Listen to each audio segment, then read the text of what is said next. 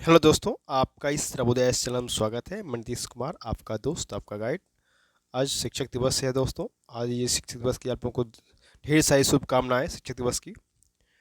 और आज जो हमारा डेट है हमारा 5 सितंबर 2022। आज के जो हमारे इंपॉर्टेंट जो न्यूज़ होंगे पीटी के स्तर पे या मेंस के स्तर पे या इंटरव्यू के स्तर पे, तीनों पे आपको किसी भी अगर एग्जाम दे रहे हैं, यूपी पीसीएस या बिहार पीसीएस या यूपीएससी, जो भी एग्जाम अगर आप दे रहे हैं, उसके आप नोट्स कैसे बनाएंगे, पीटी में किस तरह से क्वेश्चन आ रहे हैं या मेंस में किस तरह से क्वेश्चन पूछे जा रहे हैं या इंटरव्यू में किस तरह क्वेश्चन पूछे जाएंगे, इसलिए मैं डिस्कस करूंगा इस चीज़ों को। आप नोट कर सकते हैं चीज़ों को। और ये तो पहले ही हमने हाईलाइट भी कर चुका हूँ, जो टॉपिक टिक किया हुआ है, कौन सा टॉपिक हमारे इंपॉर्टेंट्स है, और मैंने अंडरलाइन भी किया हुआ है। और उसको मैं आपको जो है डिस्क्राइब करूंगा आपके सामने, ताकि आप उसको आप कैसे नोट्स बना सकते हैं, कौन सा चीज़ का इंपॉर्टेंट है, कौन सा पॉइंट, उसको आप नोट कर सकते हैं चीज़ों को। और जो भी आप हमारे चैनल पे आप अगर नए हैं, अभी तक आपने लाइक और सब्सक्राइब नहीं किया है, तो कृपया आप बेल के बटन के दबा के आप लाइक और सब्सक्राइब जरूर कर सकते हैं। जो पुराने साथी हैं उनसे मैं ये कहूँगा कि आप लोग भी शेयर और सब्सक्राइब करते हैं, ताकि जो प्रिपरेशन कर रहे हैं उनको बेहतर लाभ हासिल हो, ठीक है, और तैयारी करने में सुविधा हो। चलिए, तो हम लोग स्टार्ट करते हैं। हमारा पहला जो टॉपिक है हमारा, कि टाटा सन्स के जो पूर्व चेयरमैन थे साइरस मिस्त्री का सड़क हादसे में निधन हो गया है। अगर बात करें, ये प्रसिद्ध उद्योगपति और टाटा सन्स के पूर्व चेयरमैन सायरा साइरस मिस्त्री का महाराष्ट्र के पालघर में एक सड़क दुर्घटना में निधन हो गया रविवार उनकी एज 54 वर्ष थी। अपनी मर्सिडीज कार से अहमदाबाद से मुंबई लौट रहे थे। दोपहर बाद 3:30 बजे सूर्या नदी के पर उनकी टकरा गई और उनसे निधन हो गई।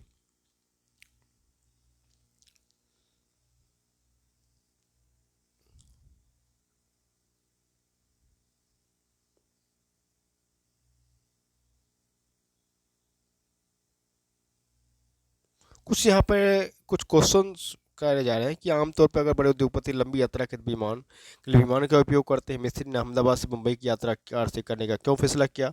कार को महिला डॉक्टर क्यों चला रही थी? इसे पेशेवर ड्राइवर क्यों नहीं चला रहा था? साइरस का ड्राइवर साथ में क्यों नहीं था? उनके साथ सुरक्षाकर्मी क्यों नहीं थे? उनके काफिले में 3-4 गाड़ियाँ रहती है, हादसे के समय अकेली गाड़ी में क्यों थे? रिपोर्टर के अनुसार कार जेएम फाइनेंशियल के नाम से रजिस्टर्ड थी। हालांकि वाहनों की जानकारी देने वाले ऐप में मालिक का नाम छिपाया गया है। एक राज्य से दूसरे राज्य में यात्रा करते में क्या स्थानीय प्रशासन को उसके बारे में सूचना दी गई थी? दुर्घटनाग्रस्त कार मर्सिडीज की शुरुआती मॉडल है। मिस्त्री के अनुसार के लिए यात्रा के लिए पुरानी कार क्यों चुनी? जिन जिन साइरस मिस्त्री का इतना बड़ा व्यावसायिक साम्राज्य था, वे किसी अन्य के साथ क्यों यात्रा कर रहे थे? कुछ यहाँ पे सवाल पैदा आ रहा है ये चीज़ें, तो ये तो निकल के आएगा फिर चीज़ें और भी। अब है हमारा इम्पोर्टेंट आर्टिकल कि रोहिंग्या हमारे लिए भी बोझ। जो हसीना है बांग्लादेश की प्रधानमंत्री, उन्होंने कहा है कि बंगाल की प्रधानमंत्री शेख हसीना ने रोहिंग्या मुसलमानों के मुद्दे के समाधान के लिए भारत से मदद मांगते हुए कहा है, इस समस्या के हल के लिए भारत जो है सो बड़ी भूमिका अदा कर सकता है। उन्होंने बताया है कि बांग्लादेश में 10 लाख से अधिक रोहिंग्या शरणार्थी हैं, जो उनके देश पर भारी बोझ बन चुके हैं। इन लाखों रोहिंग्याओं की मौजूदगी से उन्हें अपने शासन में बहुत सारी चुनौतियों का सामना करना पड़ रहा है। वह अंतर्राष्ट्रीय समुदाय से बात करके उनकी वापसी उनके मूल देश म्यांमार में सुनिश्चित करना चाहती हैं। सभी रोहिंग्याओं को मतलब वैक्सीन लगवाया गया था, पर आखिरकार वो कितने समय यहाँ तक रह सकते हैं, इनके रहने से पर्यावरण संबंधी दिक्कतें हो रही है। बहुत से रोहिंग्या क्या कर रही हैं, तो ड्रग तस्करी, महिलाओं की तस्करी और गैंगवार में शामिल हो गए। ऐसी घटनाएं बढ़ती जा रही है। जितनी जल्दी वो अपने देश म्यांमार लौट जाए, वह उतनी अच्छा रहे। इसलिए हम उन्हें मनाने की हर संभव कोशिश कर रहे हैं। साथ ही आसियान और संयुक्त राष्ट्र जैसे अंतर्राष्ट्रीय संगठनों से भी बातचीत कर जा रही है। हैसिना ने कहा कि हमारे देश ने रोहिंग्याओं को तब शरण दिया था जब वह बहुत मुश्किल में थे, लेकिन अब उन्हें अपने देश लौट जाना चाहिए। उन्होंने कहा उनको देश अपना लौट जाना चाहिए। घरेलू हिंसा में सर्वाधिक दर्ज और लंबित मामले की अगर बात की, इस पे कौन सा राज्य का क्या कंडीशन है, तो अगर बात करें घरेलू हिंसा कानून 2005 के तहत सर्वाधिक मामला जो आ रहा है, यह है उत्तर प्रदेश में। घरेलू हिंसा कानून के मामले में अगर बात किया जाए तो पूरे भारत में तो सबसे ज़्यादा मामले लंबित अगर है तो उत्तर प्रदेश में। महाराष्ट्र दूसरे स्थान पर है। और national legal service authority NALSA द्वारा सुप्रीम कोर्ट में दाखिल की गई ताज़ा जो रिपोर्ट अभी जानकारी मिल रही है, उस रिपोर्ट के अनुसार घरेलू हिंसा कानून लागू जो होने के बाद अब तक इस कानून के तहत पूरे देश में कुल 11,93,359 केस दर्ज किए गए हैं, जिसमें से 7,27,788 केस जो निपटाए गए हैं और 4,71,684 जो है लंबित है। सुप्रीम कोर्ट भी इस मामले पर मंगलवार को सुनवाई देगा। और गैर सरकारी जो संगठन है, जो भी we the women of India ने सुप्रीम कोर्ट में याचिका दाखिल कर घरेलू हिंसा कानून को प्रभावी ढंग से लागू करने और कानून के तहत पीड़ित महिलाओं को संरक्षण और सहायता के लिए तय तंत्र को जमीनी स्तर पर प्रभावी बनाए जाने की मांग की है। इस मामले की सुनवाई प्रधान न्यायाधीश यू ललित की अध्यक्षता वाली पीठ कर रही थी। सुप्रीम कोर्ट ने 28 अप्रैल को नालसा से देश भर के से आंकड़े एकत्र कर रिपोर्ट देने को कहा था। कोर्ट ने जानकारी मांगा था कि घरेलू हिंसा कानून लागू होने के बाद से अब तक देश में इस कानून के तहत कुल कितने मामले दर्ज हुए हैं और कितने निपटाए भी गए हैं। इसके अलावा कानून के तहत कितने प्रोटेक्शन अधिकारी या सर्विस ड्राइवर हैं, प्रोवाइडर हैं। सर्विस प्रोवाइडर पीड़ित महिलाओं को सहायता प्रदान करते हैं। नालसा की एक रिपोर्ट है, उसमें घरेलू हिंसा कानून लागू होने से लेकर 1 जुलाई 2022 तक के जो भी आंकड़े दिए गए हैं, उसके मुताबिक 1 जुलाई 2022 तक उत्तर प्रदेश में 2,02,880 मामले दर्ज हुए, जिनमें से 83,196 मामले 30 जून 2022 तक निपटाए गए हैं और 1,19,684 मामले अभी भी लंबित हैं। दूसरे नंबर पर अगर बात करें जो महाराष्ट्र है, उनके यहाँ अगर बात करें 1,96,717 मामले दर्ज किए गए, जिसमें से 1,15,384 में निपटाए गए हैं और 84,667 लंबित है। उत्तर प्रदेश और महाराष्ट्र में केस निपटाने की दर देखी जाए तो महाराष्ट्र की दर ज़्यादा है। उनको कहा जाए निपटाने के लिए बहुत सारे केस हो गए हैं घरेलू हिंसा कानून के तहत। भारत में रहकर शेख हसीना ने बचाई थी अपनी जान। मतलब बांग्लादेश की प्रधानमंत्री ने शेख हसीना ने वर्ष 1975 में अपने माता पिता मुजीबुर रहमान समेत उनके परिवार की हत्या के समय अपनी जान बचाने के लिए भारत में अपने छिपने की बात स्वीकार किया उन्होंने। और उन्होंने ये भी कहा कि उस समय वह हत्यारों से बचने के लिए अपने बच्चों के साथ गुपचुप तरीके से दिल्ली के पास इलाके में पंडरा रोड में रह रही थी। उन्होंने ये भी बताया कि वर्ष 1975 में तेजी से बदलते घटनाक्रम के बीच वह बांग्लादेश छोड़कर जर्मनी में अपने परमाणु वैज्ञानिक पति के पास चली गई। उसी साल 15 अगस्त की सुबह उन्हें यह खबर सुनकर विश्वास नहीं हुआ। उनके पिता बंगबंधु शेख मुजीबुर रहमान 10 साल के भाई समेत परिवार के कई सदस्यों की हत्या हो गई। हसीना ने कहा, भारी मुसीबत के उस समय में अकेले भारत ही मदद के लिए आगे आया। श्रीमती इंदिरा गांधी ने तत्काल सूचना भेजा कि वह हमें सुरक्षित शरण देना चाहती है। उन्होंने कहा, जब हम दिल्ली पहुंचे तो हमें सबसे पहले एक सुरक्षित घर में ले जाया गया जहाँ भारी सुरक्षा इंतजाम थे। उनके साथ उनके पति, 2 छोटे बच्चे और उनकी छोटी बच्ची बहन भी थी। जब भारत में उनसे पूछा गया क्या उन्हें अपनी हत्या होने की भी आशंका है, जवाब में हसीना ने बताया कि पिता के अलावा उनके परिवार के 18 सदस्यों की हत्या की गई है। कि ये सब था। अगला है कि कोर्ट जो है कभी कोर्ट को विपक्ष की भूमिका भी निभानी चाहिए। जस्टिस रामना साहब का कहना है कि सुप्रीम कोर्ट के पूर्व मुख्य न्यायाधीश रह चुके हैं NV रामना ने कहा है कि लोकतंत्र में सरकारों के निर्णय सुधारने के लिए को अपनी प्रक्रिया होती है और यही एकमात्र तरीका भी है। अदालतों को ऐसा करने के लिए बहुत उत्साहित नहीं होना चाहिए, लेकिन कुछ परिस्थितियों में उन्हें विपक्ष या विपक्ष के विकल्प की भूमिका का भी निर्वहन करना चाहिए। पूर्व मुख्य न्यायाधीश रमना इंडिया इंटरनेशनल सेंटर में आयोजित कैपिटल फाउंडेशन राष्ट्रीय व्याख्यान और पुरस्कार समारोह को संबोधित कर रहे थे। रमना को जस्टिस VR कृष्णा और अय्यर सम्मान से सम्मानित किया गया। उन्हें स्वयं उड़ीसा के मुख्यमंत्री नवीन पटनायक को सामाजिक और राजनीतिक क्षेत्र में असाधारण योगदान के लाइफ टाइम अचीवमेंट अवार्ड से सम्मानित किया। रमना ने जनहित याचिकाओं PIL के दुरुपयोग पर चिंता जताते हुए कहा है, सुप्रीम कोर्ट की इस पहल से बड़े स्तर पर जनहित की सेवा हुई है। 7 दशकों में सुप्रीम कोर्ट से कई तरह के मत निकले हैं। ऐसे में न्यायपालिका को किसी एक राय पर के आधार पर नहीं आंका जा सकता है। इसी तरह जरूरी नहीं कि 30 से अधिक संवैधानिक संस्थाएं एक ही भाषा में बोलें। यदि वो ऐसा बोलती है तो यह स्वस्थ लोकतंत्र का संकेत भी नहीं है। अदालतों ने देश में आपातकाल के पहले या बाद में कई ऐतिहासिक फैसले दिए हैं और यह सबब बनाया कि कानून का राज बना रहे हैं। 1999 के बाद सुपर साइक्लोन के बाद ओडिशा आपदा प्रबंधन में वैश्विक मानक स्थापित करेगा और संयुक्त राष्ट्र द्वारा सम्मानित होगा। कहा कि उड़ीसा किसानों की आय दोगुनी करने वाला अकेला राज्य है।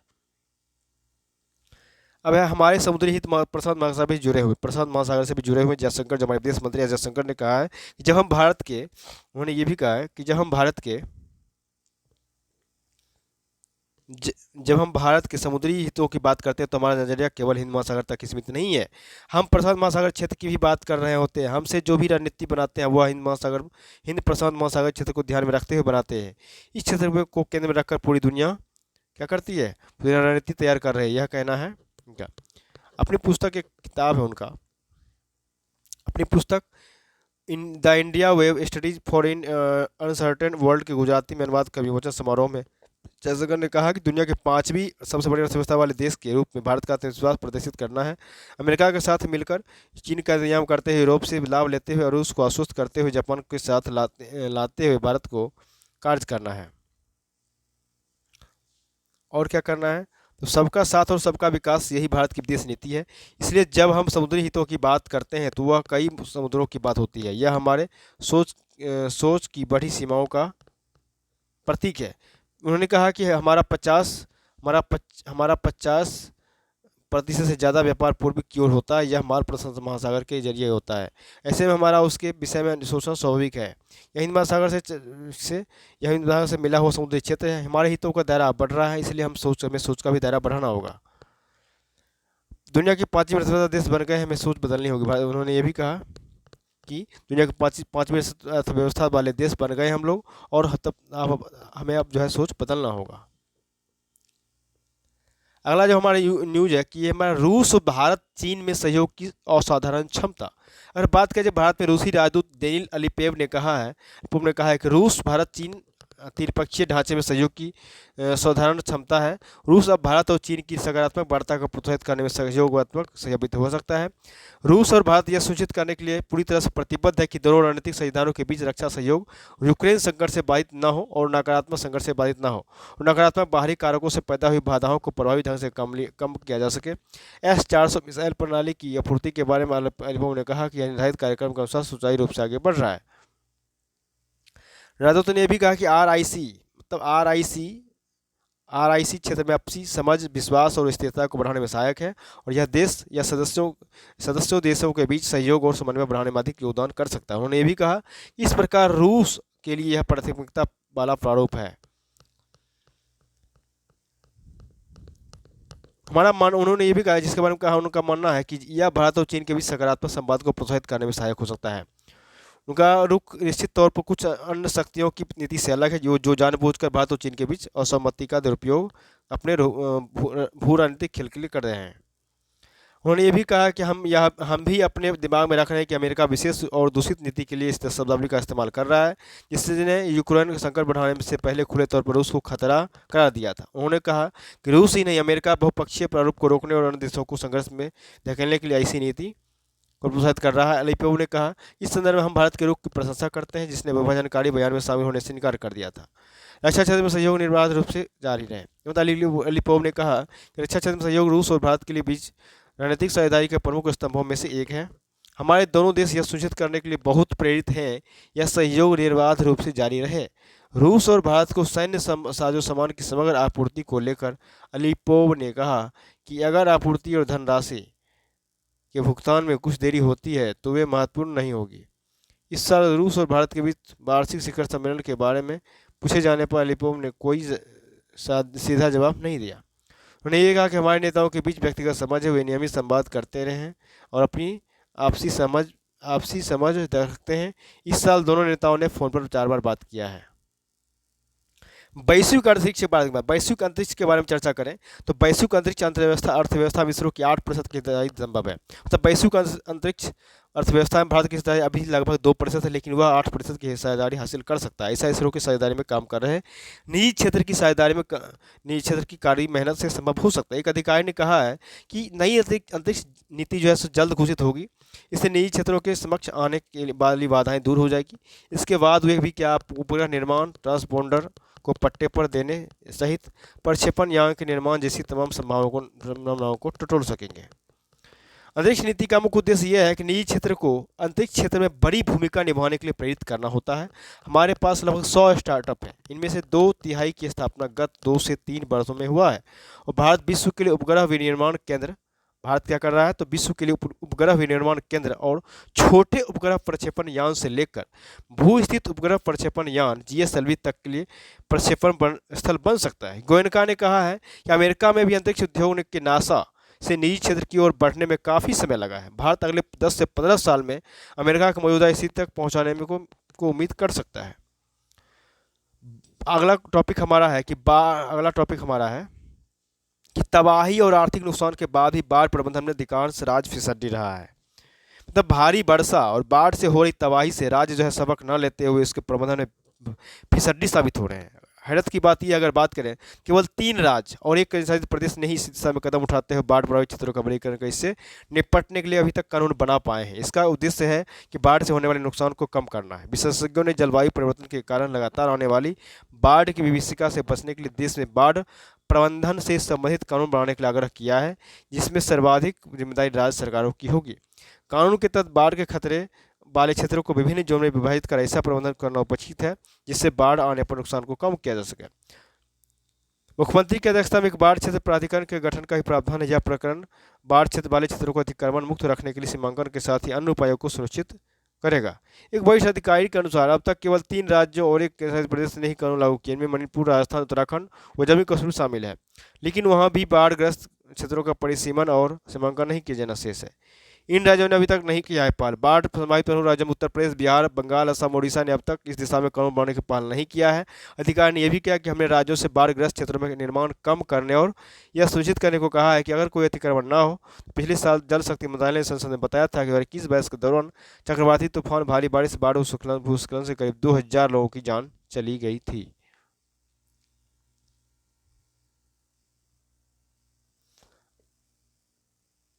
एक चमकते सितारे का यूं चले जाना, इसके बारे में उनके बारे में है कि साइरस मिस्त्री ने इंपीरियल कॉलेज लंदन से सिविल इंजीनियरिंग की डिग्री हासिल किया था और लंदन बिजनेस स्कूल से प्रबंधन में मास्टर हासिल किया था। उन्होंने शाहपुर पलोंजी ग्रुप को नई ऊंचाइयों पर पहुंचाया। उन्होंने हॉर्स रेसिंग के साथ ही कार, खासतौर पर एसयूवी पर काफ़ी शौक था। टाटा सन्स के चेयरमैन के साथ ही 1990 से 2009 तक उन्होंने टाटा एल्क्सी लिमिटेड के निदेशक और 28 सितंबर 2006 तक टाटा पावर के डायरेक्टर के तौर पर भी काम किया। 18.5% है मिस्री परिवार के टाटा सन्स में हिस्सेदारी। 1991 में परिवार के पालोंजी ग्रुप में काम करना शुरू किया। 1994 में पालोंजी ग्रुप का निदेशक नियुक्त किया गया। 2006 में पालोंजी टाटा सन्स के बोर्ड से सेवानिवृत्त हुए और उनकी जगह भर्ती साइरस ने लिया। 2011 में साइरस को टाटा सन्स का डिप्टी चेयरमैन बनाया गया। 2012 में वह समूह के छठे और सबसे युवा चेयरमैन बने थे।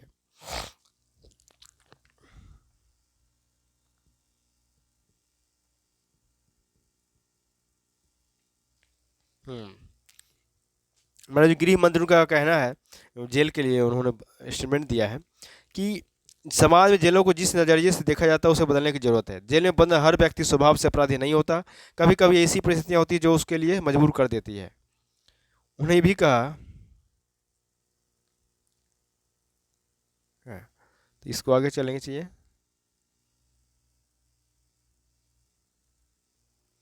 सीबीआई को उलझाकर बच निकले रेल घोटालों में लिप्त बड़े अधिकारी, इसके बारे में थोड़ा सा जानना चाहिए क्या है ये। देश के विभिन्न हिस्सों में रेल विद्युतीकरण में बड़े पैमाने पर हुए अंडर वेट स्टील घोटाले पर पर्दा डालने के लिए अफसरों ने सीबीआई को किसी अन्य जांच में उछाल दिया। इससे घोटाले में लिप्त बड़े अधिकारी भ्रष्टाचार के मुकदमे से बच निकले, जबकि अन्य मामले में 9 रेल अधिकारियों पर मुकदमा दर्ज करा दिया गया और सीबीआई ने करीब 2.25 साल से जांच के बाद इन अधिकारियों को क्लीन चिट दे दिया है और मुकदमे की क्लोजर रिपोर्ट पेश कर दी है।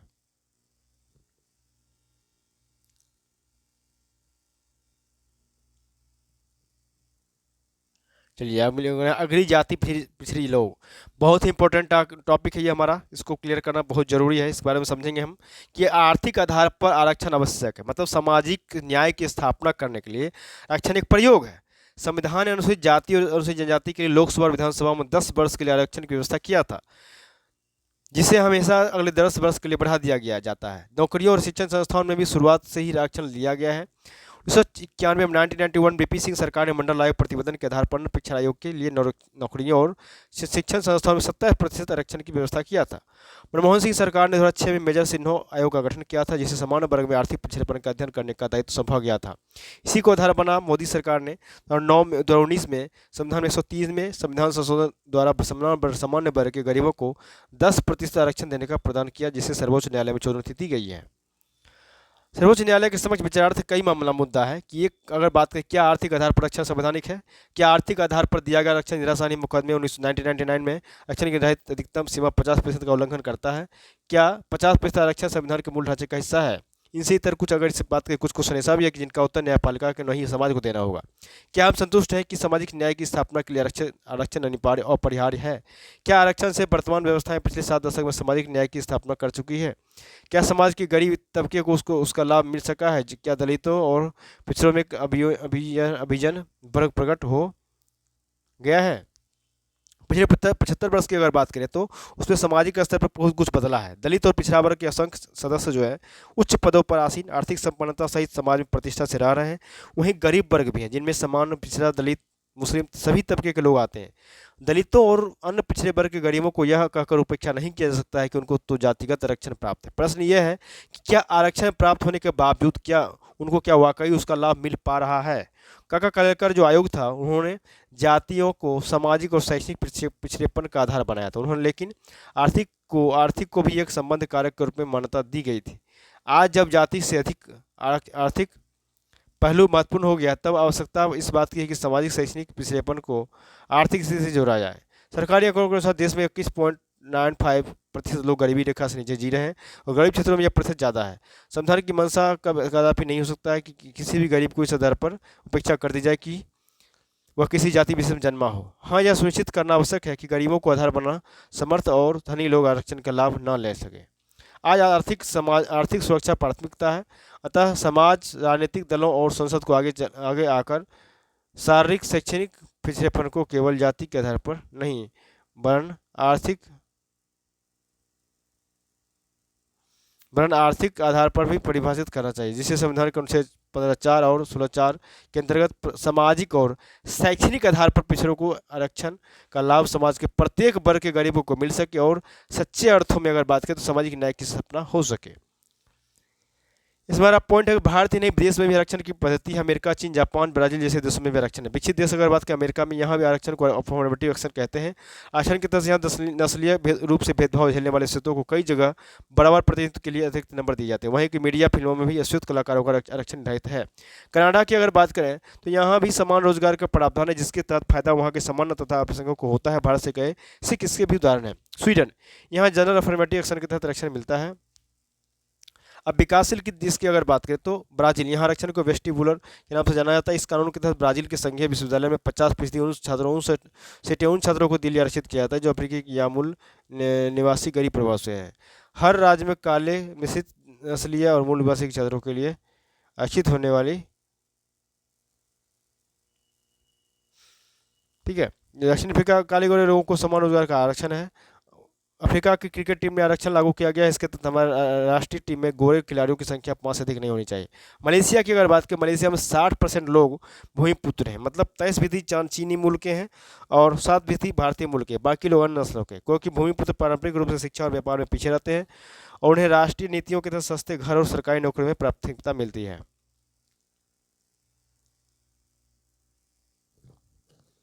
तो यहाँ पे अगर हमारा रिजर्वेशन की आज़ादी से पहले ही सीखने दिखने लगी थी आवश्यकता, इसके बारे में अगर हमारा बार बार कब कब क्या हुआ, 1882 में क्या हुआ, चेंज हुआ, तो इसको पढ़ लेंगे आप। 1891, 91, 1901 से 2, 1908। फिर आपका मंडल कमीशन की बदला तस्वीर, इसको भी आप पढ़ लेंगे। बहुत ही इंपॉर्टेंट टॉपिक है ये हमारा चीज़ आज का, इसको आप पढ़ लेंगे चीज़ों को, इस पेज को।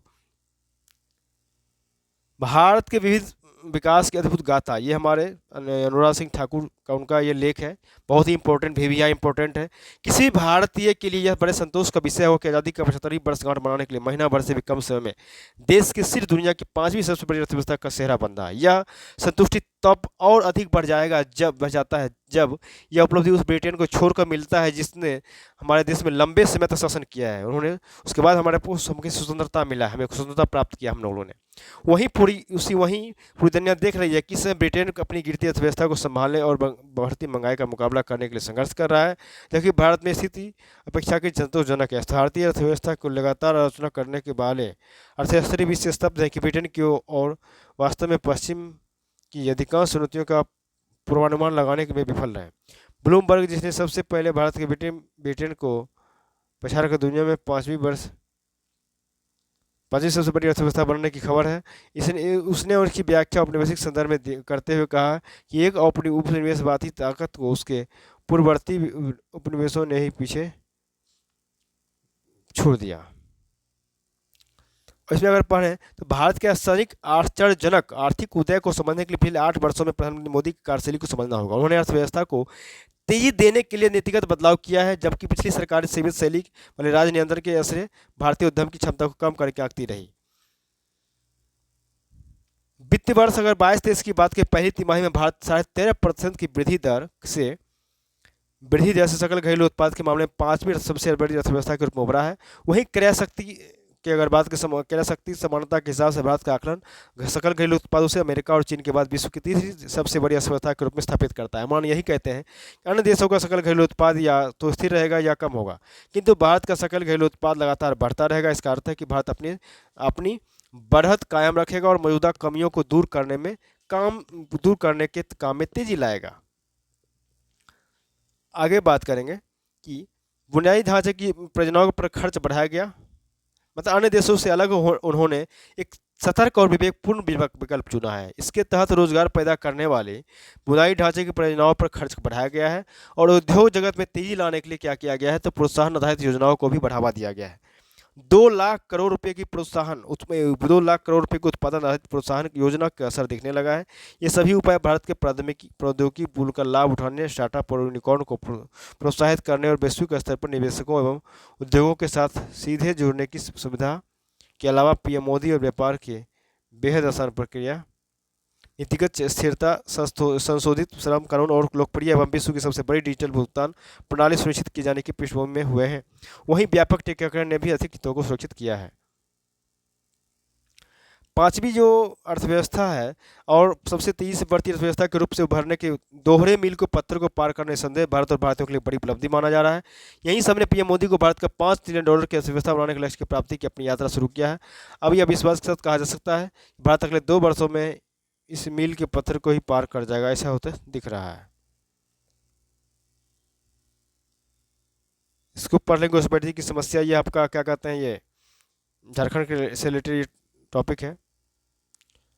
भारत में उच्च शिक्षा की भारत में उच्च शिक्षा की दशा और दिशा, मतलब विश्व की दूसरी सर्वाधिक आबादी जो जनसंख्या 17% भागीदारी है भारत का बांग्लादेश होने के बावजूद उच्च शिक्षा के लिए विदेशी छात्रों में भारत की हिस्सेदारी महज 0.85%, जो आज़ादी के बाद देश में अपनाई जा रही उच्च शिक्षा नीति के मूलभूत दोषों को उजागर कर रहा है। उच्च शिक्षा में लगभग 3.5 करोड़ छात्र छात्राओं ने दाखिला ले रखा है। भारत की जनसंख्या बढ़ने की जो प्रवृत्ति है उसके आधार पर यह जल्दी ही चीन के पीछे छोड़कर दुनिया को सबसे अधिक आबादी वाला देश बन जाएगा। इस लिहाज से आने वाले वर्षों में उच्च शिक्षा की मांग भी तेजी से बढ़ेगा। साल 2025 तक उच्च शिक्षा में नामांकन करने वाले सबसे अधिक छात्र भारत के ही होंगे। हमारे देश की उच्च शिक्षा व्यवस्था विश्व की सबसे बड़ी प्रणाली होने के बावजूद इसे अनेक चुनौतियों से दो चार होना पड़ रहा है। ये चुनौतियाँ शिक्षा की गुणवत्ता, पीपीपी यानी सरकारी निजी भागीदारी, विदेशी संस्थानों का प्रवेश, शोध क्षमता में वृद्धि और फंडिंग,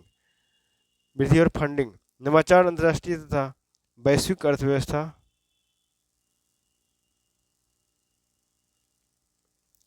की बदली मांग जैसे क्षेत्रों में उच्च शिक्षा के स्तर में बढ़ती मांग को देखते हुए बीते 2 से 3 दशक में अनेक प्रयास हुआ, लेकिन नई चुनौतियां भी लगातार उभर रही है।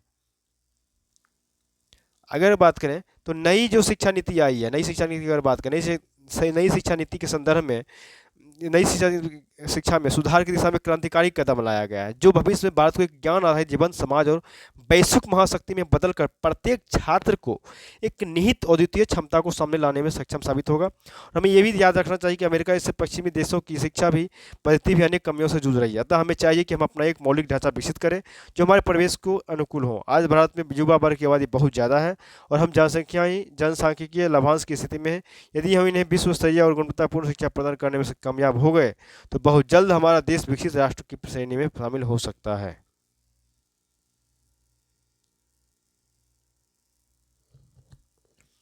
कार्य बल में महिलाओं की महत्ता, अगर बात करें महिलाओं के सशक्तिकरण में तो आर्थिक आत्मनिर्भरता की बड़ी भूमिका है। आर्थिक आत्मनिर्भरता के 2 स्तंभ होते हैं, क्या?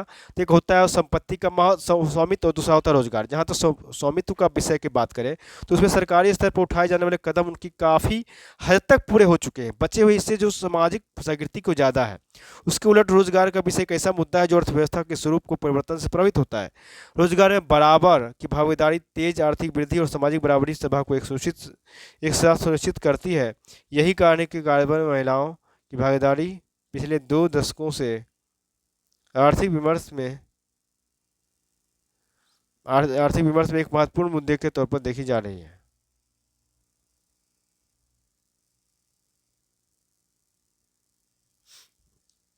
आगे अगर बात करें हम तो पहला, विश्व की तुलना में भारत में महिलाओं का रोजगार में भागीदारी कम रहा है और दूसरा, पिछले कई दशकों से यह दर और भी नीचे आया है। कार्यबल में महिलाओं की भागीदारी और आर्थिक विकास के संबंध में अगर देखें तो क्या है कि विश्व में किसी भी देश में आर्थिक वृद्धि के शुरुआती दौर में यह घटती है।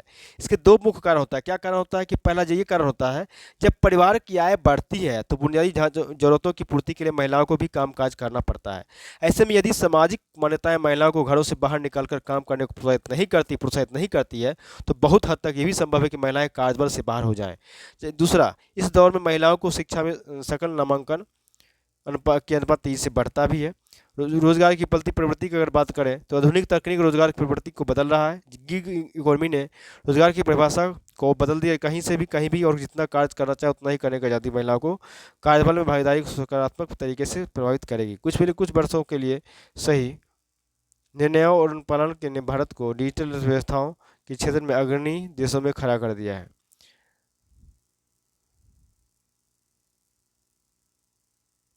आगे है, महिलाओं की बुनियादी शिक्षा में काफ़ी प्रगति हो चुकी है। शिक्षित महिलाएं उच्च शिक्षा के लिए विषयों के चयन में सिर्फ डिग्री ही नहीं बल्कि रोजगार के अवसरों को भी देख रही है। महिलाओं ने अपने करियर के दायरे में विस्तार किया है, सामाजिक सोच में भी परिवर्तन लाया है।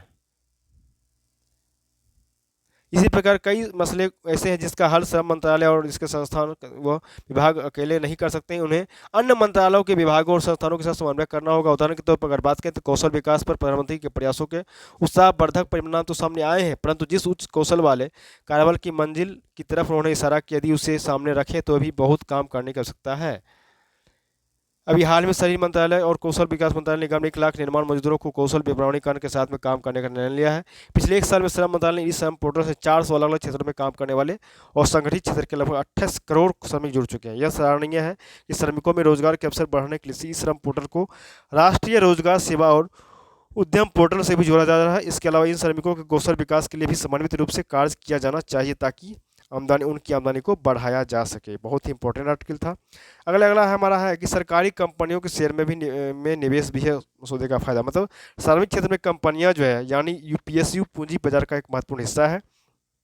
ये व्यापक स्तर पर निवेश के अवसर पेश करने के वाले विभिन्न क्षेत्रों में मौजूद होती है। पीएसयू का अच्छा खासा मूल्यांकन किया गया है और ये बेहतर मार्जिन ऑफ सेफ्टी प्रदान करते हैं। इसके अलावा उतार चढ़ाव वाले माहौल में ज़्यादा लाभांश देने वाली कंपनियों की मांग अधिक होती है, जिससे पूंजी में वृद्धि होता है और इस समय जो निवेशक सार्वजनिक क्षेत्र के उपकरणों की संभावित विकास यात्रा में हिस्सा लेने के अवसरों की तलाश रहे वे ऐसी कंपनियों में निवेश कर सकते हैं। यहाँ पे हमारे देश को बांटना बंद करना होगा। नादिर गुजरात कारोबारी जो हमारे हैं भारत के कारोबारी नादिर गुजरात ने कहा है कि हमें देश को बांटना बंद करना होगा। उन्होंने सरकार और उद्योग जगत की से इसके लिए कोशिशें बढ़ाने की अपील किया है। नादिर गुजरात ने कहा है कि कंपनी गोदरेज इंडस्ट्री के चेयरमैन और एमडी हैं। उन्हें कहा है कि हमारा प्रदर्शन आर्थिक मोर्चे पर बहुत अच्छा है, वित्तीय समावेशन और शिक्षा क्षेत्र में कल्याणकारी कदम भी उठाए जा रहे हैं, लेकिन देश की एकता के लिए हमें काम करने की जरूरत है।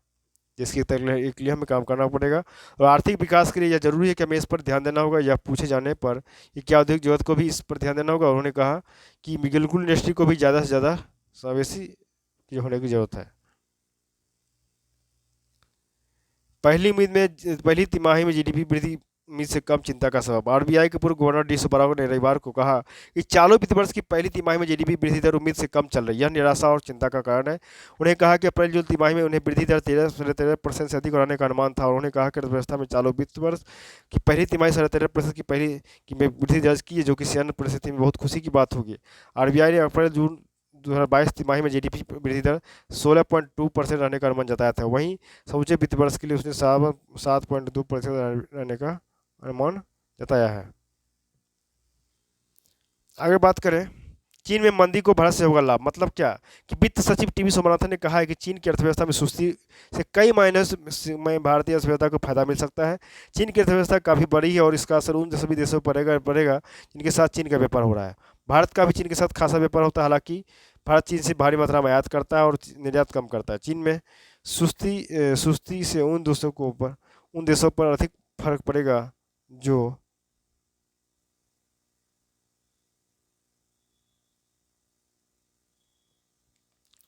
चीन में सुस्ती से उन देशों पर भी फर्क है जो चीन का निर्यात अधिक करते हैं। चालू वित्त वर्ष अगर बात करें 22-23 में भी अप्रैल जुलाई में चीन से होने वाले आयात में पिछले वित्त वर्ष की समान अवधि के मुकाबले 24.7% की बढ़ोतरी दर्ज किया गया। इन 4 महीने में चीन के साथ भारत का व्यापार घाटा 28.6 अरब डॉलर का हो चुका है।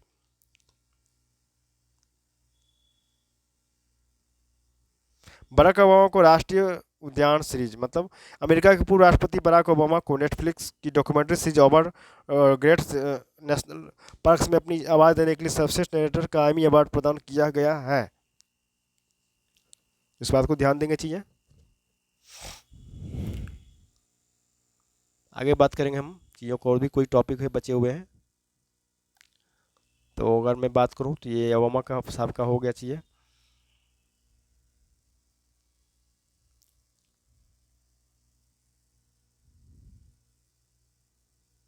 प्लास्टिक के कचरे से निकलेगा कीमती हीरा। मतलब प्लास्टिक को पर्यावरण के लिए बड़ा खतरा माना जा रहा है, क्योंकि ये सड़ता नहीं है और यह लंबे समय तक वातावरण में रहकर पर्यावरण को दूषित करता है।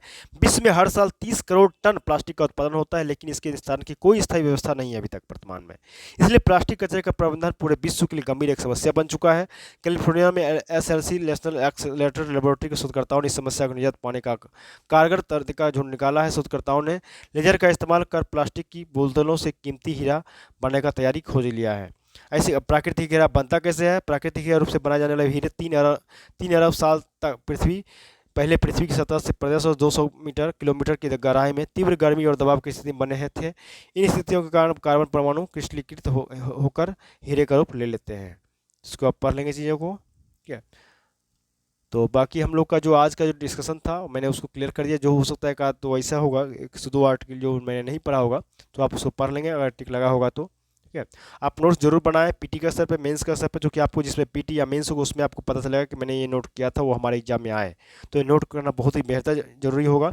और जो भी लोग हमारे चैनल पर बने हुए हैं या जिन्होंने अभी तक लाइक और सब्सक्राइब नहीं किया तो आप कृपया लाइक और सब्सक्राइब जरूर करें। और जो पुराने साथी मैं उनसे भी कहूँगा कि आप लोग भी शेयर और सब्सक्राइब करते रहिए, ताकि जो भी प्रिपरेशन करें उनके तक हमारी ये आवाज़ पहुँचे और वो तैयारी करने में उनको लाभ हासिल हो। और कंटिन्यू मैं कल 2-3 दिनों से मैं नहीं चल रहा था, नहीं आया था सेशन, क्योंकि मैं भी कुछ निजी कामों से बिजी था, इसलिए वजह से कल 2-3-4 नहीं हो पाया है चीज़ें। तो इसलिए कभी मैं बता भी दिया था कि मैं कुछ निजी कामों से व्यस्त रहूँगा, उसकी वजह से होना मुश्किल हो पाएगा। चलिए ठीक है, और आगे आगे भी मैं आप कंटिन्यू करता रहूँगा चीज़ें के लिए। चलिए ठीक है, मैं आप नेक्स्ट कल मिलता हूँ, तब तक के लिए धन्यवाद, बहुत बहुत जय हिंद।